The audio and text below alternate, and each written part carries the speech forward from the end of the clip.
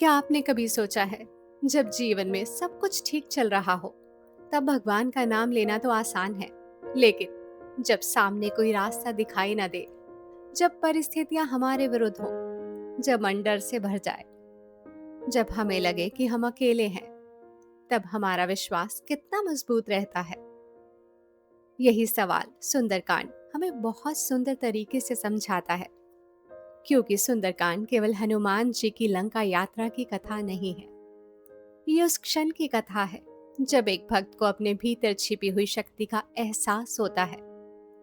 ये उस भक्त की कथा है जो समुद्र के सामने खड़ा है, जिसे नहीं पता कि वे इतनी विशाल दूरी कैसे पार करेगा, लेकिन जैसे ही उसे श्री राम का स्मरण होता है, वही हनुमान जो कुछ क्षण पहले अपनी शक्ति को भूल चुके थे, असंभव दिखाई देने वाले कार्य के लिए तैयार हो जाते हैं। सुंदरकांड हमें बताता है, जब उद्देश्य भगवान का हो और हृदय में भक्ति हो, तो मनुष्य अपनी सीमाओं से बहुत आगे जा सकता है। रामचरितमानस में सुंदरकांड का अपना एक विशेष स्थान है। इसमें हनुमान जी का समुद्र पार करना, लंका में प्रवेश करना, सीता माता की खोज करना, माता को श्री राम की अंगूठी देना, अशोक वाटिका में रावण के सामने निर्भय रहना, लंका में अपना पराक्रम दिखाना और अंत में श्री राम के पास लौटकर सीता माता का समाचार देना। इन सब के बीच एक बात लगातार दिखाई देती है, हनुमान जी की शक्ति से भी बड़ी उनकी भक्ति है। तो आइए आज कुछ देर के लिए अपनी सारी चिंताओं को किनारे रखकर सुंदरकांड की इस अद्भुत यात्रा पर चलते हैं। लंका में सीता माता का हरण हो चुका था। श्री राम और लक्ष्मण माता सीता की खोज में आगे बढ़ रहे थे। वानर सेना भी उनके साथ थी। खोज करते करते वे समुद्र के किनारे पहुंच गए। अब समस्या सामने थी, लंका समुद्र के उस पार थी। कौन जाएगा, कौन इतना विशाल समुद्र पार करेगा? वानर सेना में कई वीर थे, लेकिन कोई भी सहजता से ये नहीं कह पा रहा था कि मैं ये कार्य कर सकता हूँ। और तभी जामवत जी ने हनुमान जी को उनकी शक्ति का स्मरण कराया। यह सुंदरकांड का एक बहुत गहरा संदेश है। कई बार हमारे अंदर क्षमता होती है, लेकिन हमें अपनी ही क्षमता का पता नहीं होता। हम दूसरों से पूछते रहते हैं, क्या मैं ये कर सकता हूँ? क्या मुझसे होगा? क्या मैं इस परिस्थिति से निकल पाऊंगा? और कभी कभी हमें भी जीवन में किसी जामवत की जरूरत होती है, जो हमारे भीतर की शक्ति हमें याद दिला सके। जामवत जी ने हनुमान जी को उनकी शक्ति का स्मरण कराया और हनुमान जी को अपनी सामर्थ्य का बोध हुआ। उनका स्वरूप विशाल होने लगा, उनका आत्मविश्वास जाग उठा। लेकिन ध्यान दीजिए, उन्होंने अपनी शक्ति का प्रदर्शन अपने लिए नहीं किया। उन्होंने कहा, यह कार्य श्री राम का है। और यही अंतर है अहंकार और भक्ति में। अहंकार कहता है मैं करूंगा, भक्ति कहती है प्रभु का काम है, मैं उनका साधन हूं। हनुमान जी पर्वत पर चढ़े, श्री राम का स्मरण किया और समुद्र की ओर छलांग लगा दी। कल्पना कीजिए उस दृश्य की, नीचे अथाह समुद्र, सामने लंका और बीच में एक भक्त जिसके पास ना कोई जहाज है, ना कोई रास्ता, ना कोई निश्चितता, बस एक विश्वास है, श्री राम का। हनुमान जी आकाश में उड़ते हुए आगे बढ़ते हैं और रास्ते में पहली बड़ी परीक्षा आती है। मैनाक पर्वत। समुद्र से मैनाक पर्वत ऊपर आता है। वे हनुमान जी को विश्राम करने के लिए कहता है, कुछ देर रुक जाओ। लेकिन हनुमान जी जानते हैं, कार्य पूरा होने से पहले विश्राम नहीं। उन्होंने मैनाक पर्वत का सम्मान किया, लेकिन रुके नहीं। यह हमारे जीवन के लिए कितना सुंदर संदेश है। हम जब किसी लक्ष्य की ओर बढ़ते हैं, तो रास्ते में हमेशा कठिनाइयां ही नहीं आती, कभी कभी सुविधाएं भी हमें रोकती हैं। मन कहता है, आज रहने दो, कल कर लेंगे, थोड़ा आराम कर लेते हैं। लेकिन कुछ यात्राएं ऐसी होती हैं जहां हमें अपने उद्देश्य को याद रखना पड़ता है। हनुमान जी आगे बढ़ गए। आगे सुरसा आती हैं। वे हनुमान जी की परीक्षा लेने के लिए उनका रास्ता रोकती हैं। वे कहती हैं कि हनुमान को उनके मुख में प्रवेश करना होगा। हनुमान जी अपना शरीर बड़ा करते जाते हैं। सुरसा भी अपना मुख बड़ा करती जाती हैं। लेकिन हनुमान जी समझ जाते हैं कि केवल शक्ति से इस परीक्षा को पार नहीं किया जा सकता। तुरंत वे अपना आकार बहुत छोटा कर लेते हैं, सुरसा के मुख में प्रवेश करके बाहर आ जाते हैं और अपनी यात्रा जारी रखते हैं। यहाँ हनुमान जी हमें एक बहुत महत्वपूर्ण बात सिखाते हैं। हर समस्या का समाधान ताकत से नहीं होता। कभी शक्ति चाहिए, कभी बुद्धि, कभी विनम्रता और कभी परिस्थिति के अनुसार स्वयं को बदलने की क्षमता। इसके बाद हनुमान जी का सामना सिंहका से होता है। सिंहका की शक्ति थी कि वे आकाश में उड़ते हुए प्राणी की छाया पकड़ लेती थी। हनुमान जी समझ जाते हैं कि अब संघर्ष करना ही होगा। वे उसका सामना करते हैं और उसे पराजित कर आगे बढ़ जाते हैं। ये प्रसंग हमें उन चीजों की याद दिलाता है जो हमारी गति रोक लेती हैं। डर, नकारात्मक सोच, दूसरों की बातें, हमारी अपनी कमजोरियां। कई बार हम आगे बढ़ना चाहते हैं, लेकिन कोई अदृश्य चीज हमें पीछे खींचती रहती है। हनुमान जी रुकते नहीं, वे आगे बढ़ते हैं और अंततः लंका पहुंच जाते हैं। अब सामने थी स्वर्णमयी लंका, चारों ओर वैभव, महल, संपत्ति, सुरक्षा, राक्षसों की सेना।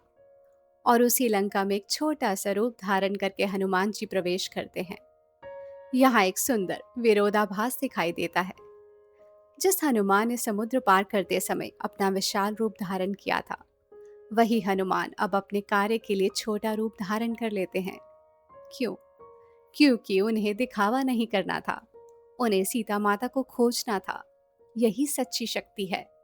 जैसी आवश्यकता हो वैसा रूप बदल सके। जहां बड़ा होना जरूरी हो वहां बड़ा, जहां छोटा होना जरूरी हो वहां छोटा। हनुमान जी पूरी लंका में माता सीता को खोजते हैं, लेकिन वे कहीं नहीं मिलती। अंततः वे अशोक वाटिका पहुंचते हैं। वहां उन्हें एक अत्यंत दुखी, कमजोर और चिंतित स्त्री दिखाई देती हैं। वे थी माता सीता। रावण ने उन्हें चारों ओर से राक्षसियों से घेर रखा था, लेकिन माता सीता का मन श्री राम से जुड़ा हुआ था। उनके पास राजमहल नहीं था, सुख सुविधाएं नहीं थी, लेकिन उनके भीतर श्री राम के प्रति विश्वास था। रावण उन्हें डराता है, समझाता है, लुभाने का प्रयास करता है, लेकिन सीता माता अपने निर्णय से नहीं हटती। उनका मन केवल श्री राम में है। हनुमान जी पेड़ पर बैठे ये सब देख रहे थे। अब प्रश्न था, माता सीता को कैसे विश्वास दिलाया जाए कि मैं श्री राम का दूत हूँ। हनुमान जी धीरे से श्री राम का नाम लेते हैं। सीता माता चौंकती हैं। फिर हनुमान जी उनके सामने श्री राम की अंगूठी रखते हैं, जिस पर श्री राम की पहचान थी। अंगूठी देखते ही माता सीता की आंखों में आशा आ जाती है, क्योंकि कभी कभी संकट में एक छोटी सी निशानी भी बहुत बड़ी आशा बन जाती है। हनुमान जी कहते हैं कि श्री राम उन्हें लेने अवश्य आएंगे और माता सीता उन्हें अपना संदेश देती हैं। यहीं से कहानी में एक अद्भुत भाव आता है। दोनों के बीच दूरी बहुत है, लेकिन राम और सीता का संबंध उस दूरी से परे है। अब हनुमान जी केवल समाचार लेकर वापस नहीं जाना चाहते। वे चाहते हैं कि रावण को श्री राम की शक्ति का संकेत भी मिल जाए। वे अशोक वाटिका में फल खाते हैं, वृक्षों को उखाड़ते हैं। राक्षसों की सेना आती है। हनुमान जी उनका सामना करते हैं। अंततः उन्हें रावण के दरबार में ले जाया जाता है। रावण हनुमान जी को देखकर क्रोधित होता है, लेकिन हनुमान जी उसके सामने बिल्कुल निर्भय खड़े रहते हैं। क्यों? क्योंकि जिसके हृदय में श्री राम का नाम हो, उसे रावण जैसा शक्तिशाली राजा भी भयभीत नहीं कर सकता।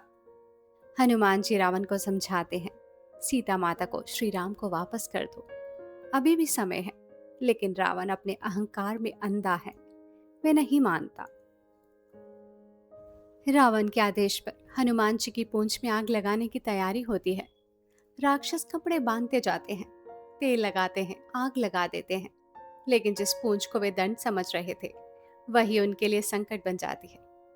हनुमान जी अपना रूप बढ़ाते हैं, एक स्थान से दूसरे स्थान पर जाते हैं और देखते ही देखते लंका के महल आग की लपटों में घिरने लगते हैं। ये केवल लंका जलाने की घटना नहीं है, इसके भीतर एक प्रतीकात्मक संदेश भी देखा जाता है। अहंकार से बना वैभव कितना भी बड़ा क्यों न हो, सत्य और धर्म के सामने टिक नहीं सकता। सोने की लंका थी, लेकिन भीतर से रावण का मन अहंकार से भरा था और अंततः वही अहंकार उसके विनाश का कारण बनता है। लंका दहन के बाद हनुमान जी को एक चिंता होती है, कहीं मेरी वजह से माता सीता को कोई नुकसान तो नहीं हुआ। वे वापस अशोक वाटिका की ओर जाते हैं, माता सीता को सुरक्षित देकर आश्वस्त होते हैं। फिर श्री राम का संदेश लेकर समुद्र पार वापस लौटते हैं। वानर सेना उन्हें आते हुए देखती है और हनुमान जी श्री राम के सामने पहुंचते हैं। उनके पास सबसे महत्वपूर्ण समाचार है, माता सीता जीवित हैं। उन्होंने माता सीता को देखा है और माता सीता ने श्री राम को अपना संदेश दिया है। यह सुनते ही श्री राम का हृदय भावुक हो उठता है। एक भक्त अपने प्रभु के लिए कार्य करके लौट आया था।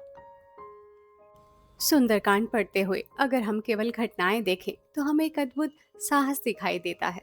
समुद्र, लंका, राक्षस, युद्ध, अग्नि।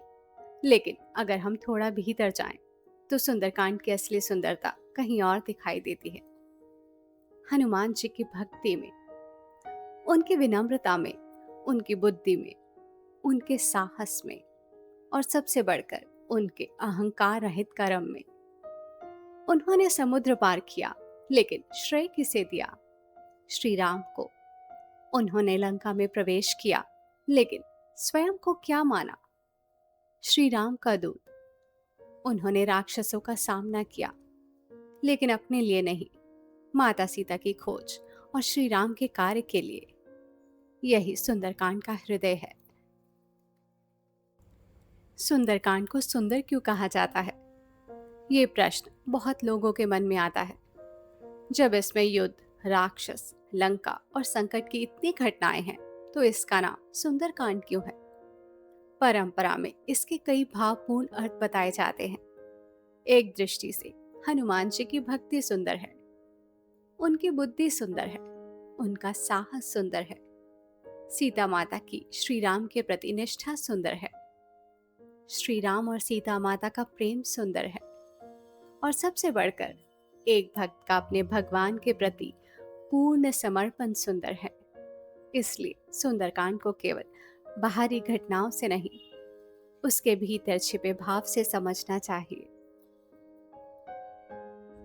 अब आते हैं उस प्रश्न पर जिसे लेकर बहुत से लोग सुंदरकांड का पाठ करते हैं। सुंदरकांड पढ़ने से क्या लाभ होता है? सबसे पहले एक बात समझना जरूरी है। सुंदरकांड के पाठ के लाभों को भक्तजन श्रद्धा और आध्यात्मिक अनुभव के रूप में मानते हैं। इसे केवल किसी चमत्कार की गारंटी के रूप में नहीं देखना चाहिए। सुंदरकांड का सबसे बड़ा लाभ यह है कि यह हमारे मन को भक्ति, साहस, धैर्य और विश्वास की ओर ले जाता है। आइए 5 प्रमुख लाभ समझते हैं। पहला लाभ, भय के समय साहस मिलता है। हमारे जीवन में भी समुद्र आते हैं, बस उनके रूप अलग होते हैं। किसी के लिए परीक्षा है, किसी के लिए नौकरी, किसी के लिए बीमारी या कठिन परिस्थिति, किसी के लिए परिवार की समस्या, किसी के लिए भविष्य की चिंता। और कई बार हम भी हनुमान जी की तरह अपनी शक्ति भूल जाते हैं। सुंदरकांड पढ़ते हुए जब हम देखते हैं कि हनुमान जी असंभव लगने वाले कार्य के लिए आगे बढ़ते हैं, तो मन के भीतर एक भाव जागता है, शायद मैं भी इस परिस्थिति का सामना कर सकता हूं। सुंदरकांड हमें डर से भागना नहीं सिखाता, वे हमें याद दिलाता है डर के बावजूद आगे बढ़ना ही साहस है। दूसरा लाभ, मन को शांति और सहारा। जब हम सुंदरकांड पढ़ते हैं तो कुछ समय के लिए हमारा ध्यान दुनिया की चिंताओं से हटकर कथा में चला जाता है। हम श्री राम का नाम सुनते हैं, हनुमान जी की भक्ति सुनते हैं, सीता माता की प्रतीक्षा सुनते हैं और धीरे धीरे मन का ध्यान बदलने लगता है। कई भक्तों को सुंदरकांड के पाठ से मानसिक शांति और भावनात्मक सहारा मिलता है, विशेष रूप से तब जब मन परेशान हो, जब कोई रास्ता दिखाई ना दे, जब भीतर बेचैनी हो। तब कुछ देर भगवान की कथा के साथ बैठना भी मन को संभाल सकता है। हनुमान जी का सबसे बड़ा संदेश शायद यही है, अपनी शक्ति को पहचानो। जब तक जामवत जी उन्हें याद नहीं दिलाते, हनुमान जी स्वयं अपनी शक्ति को भूल चुके थे। हमारे साथ भी ऐसा होता है। कभी एक असफलता के बाद हम सोच लेते हैं, मैं कुछ नहीं कर सकता। कभी किसी की आलोचना हमें इतना प्रभावित कर देती है कि हम खुद पर विश्वास खो देते हैं। सुंदरकांड हमें हनुमान जी की यात्रा के माध्यम से याद दिलाता है, हमारी सीमाएं हमेशा उतनी बड़ी नहीं होती जितनी हमें दिखाई देती हैं। कभी कभी हमें बस अपने भीतर के विश्वास को जगाने की जरूरत होती है। चौथा लाभ, भक्ति और अहंकार के बीच का अंतर समझ आता है। हनुमान जी के पास शक्ति थी, बहुत बड़ी शक्ति, लेकिन उन्होंने कभी ये नहीं कहा, देखो मैं कितना शक्तिशाली हूं। उनकी शक्ति का केंद्र स्वयं हनुमान नहीं थे, उनकी शक्ति का केंद्र थे श्री राम। और यही बात हमारे जीवन में भी लागू होती है। हमारे पास धन हो सकता है, ज्ञान हो सकता है, प्रतिभा हो सकती है, सफलता हो सकती है, लेकिन अगर उसके साथ अहंकार आ जाए तो वही चीज हमें भीतर से कमजोर कर सकती है। सुंदरकांड हमें सिखाता है, शक्ति हो लेकिन उसके साथ विनम्रता भी हो। पांचवा लाभ, कठिन समय में विश्वास बनाए रखना। सुंदरकांड में माता सीता का प्रसंग विशेष रूप से हमें ये सिखाता है। चारों ओर विपरीत परिस्थितियां हैं, रावण का दबाव है, अशोक वाटिका में अकेलापन है, लेकिन उनका विश्वास श्री राम में बना रहता है। ये बहुत गहरी बात है। विश्वास का अर्थ ये नहीं कि जीवन में कभी कठिनाई नहीं आएगी। विश्वास का अर्थ है कठिनाई के बीच भी भीतर की आशा को मरने ना देना। और शायद इसी कारण बहुत से भक्त संकट के समय सुंदरकांड का पाठ करते हैं। सुंदरकांड कब पढ़ें? इसके लिए कोई एक ही समय आवश्यक नहीं है। बहुत से लोग मंगलवार और शनिवार को सुंदरकांड का पाठ करते हैं। कुछ लोग नियमित रूप से करते हैं, कुछ लोग विशेष कठिनाई के समय करते हैं। लेकिन सबसे महत्वपूर्ण बात है श्रद्धा। यदि आप पूरा सुंदरकांड नहीं पढ़ सकते तो जितना संभव हो उतना पढ़िए। समय कम है तो सुनिए, समझ कर पढ़िए, और अगर संभव हो तो केवल पाठ पूरा करने के लिए जल्दी जल्दी पढ़ने के बजाय उसके भाव को समझने की कोशिश कीजिए। क्योंकि सुंदरकांड केवल पढ़ने की चीज नहीं है, जीने की भी चीज है। सुंदरकांड हमें अपनी जिंदगी में क्या सिखाता है? अगर इस पूरी कथा को हमारी अपनी जिंदगी से जोड़कर देखें तो शायद हमें 5 बातें मिलती हैं। जब हम अपनी शक्ति भूल जाएं, जामवत जी को याद कीजिए।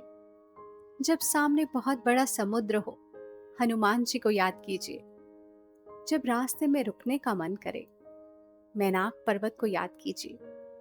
जब केवल ताकत से समस्या हल ना हो, सुरसा के सामने हनुमान जी की बुद्धि को याद कीजिए। जब कोई हमारी गति रोकने की कोशिश करे, सिंहका को याद कीजिए। जब भय सामने खड़ा हो, लंका में निर्भय खड़े हनुमान जी को याद कीजिए। और जब अहंकार आने लगे तो उस हनुमान जी को याद कीजिए जिन्होंने इतना बड़ा कार्य करके भी कहा, मैं तो श्री राम का दास हूं। कभी कभी हम भगवान से कहते हैं, मेरी समस्या खत्म कर दीजिए, लेकिन सुंदरकांड शायद हमें एक और प्रार्थना सिखाता है, प्रभु मुझे अपनी समस्या का सामना करने की शक्ति दीजिए। क्योंकि हर बार समुद्र हटे ये जरूरी नहीं। कभी कभी हमें समुद्र के ऊपर से उड़ना सीखना पड़ता है। हर बार रास्ता आसान हो ये जरूरी नहीं। कभी कभी हमें हनुमान जी की तरह कठिन रास्ते में भी आगे बढ़ना पड़ता है। हर बार लोग हमारा साथ दें ये जरूरी नहीं। कभी कभी हमें अपने विश्वास के सहारे अकेले खड़ा होना पड़ता है। और शायद यही सुंदरकांड की सबसे बड़ी सीख है। भक्ति हमें कमजोर नहीं बनाती, सच्ची भक्ति हमें भीतर से मजबूत बनाती है।